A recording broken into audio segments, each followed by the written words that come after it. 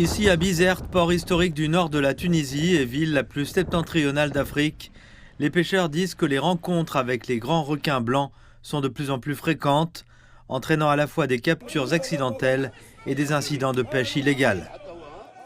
Parmi les pêcheurs, le grand requin blanc est souvent considéré comme une présence dangereuse. Les observations et les captures accidentelles ont considérablement augmenté ces dernières années. Lorsque les chalutiers en capturent accidentellement un, ils le gardent parfois, à la fois par peur et parce qu'il est considéré comme une source de nourriture. Malgré son statut d'espèce protégée, le grand requin blanc continue d'être commercialisé sur les marchés locaux.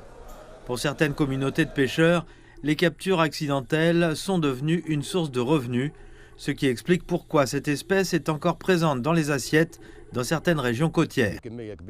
Le grand requin blanc fournit une grande quantité de viande et est largement disponible. Bien qu'il ne s'agisse pas d'un aliment de base, il est consommé dans certaines communautés côtières. Son prix, compris entre 3 et 5 $, le rend abordable pour de nombreux consommateurs.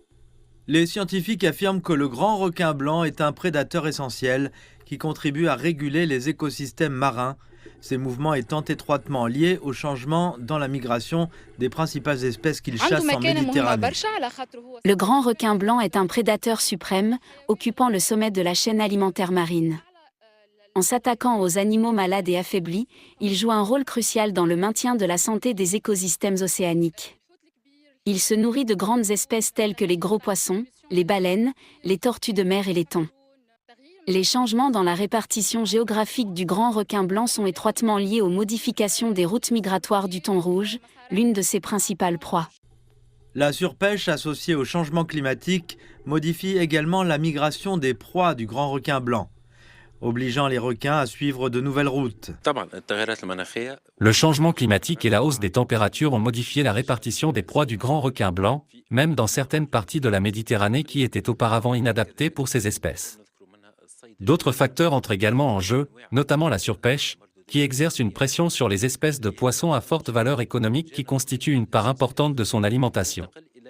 Cette diminution des ressources alimentaires pousse le grand requin blanc à se déplacer vers de nouvelles zones, souvent plus proches de la côte, ce qui augmente le risque d'interaction entre les humains et les requins. Selon les organisations environnementales tunisiennes, il est nécessaire de renforcer le soutien, les campagnes de sensibilisation et la formation aux méthodes de pêche durable. Les associations de protection de l'environnement affirment que la seule application de la loi ne suffira pas à mettre fin aux prises accessoires de requins. Le défi consiste désormais à traduire les lois de protection en actions concrètes en mer, afin de combler le fossé entre les objectifs de conservation et les réalités quotidiennes de la pêche le long des côtes tunisiennes.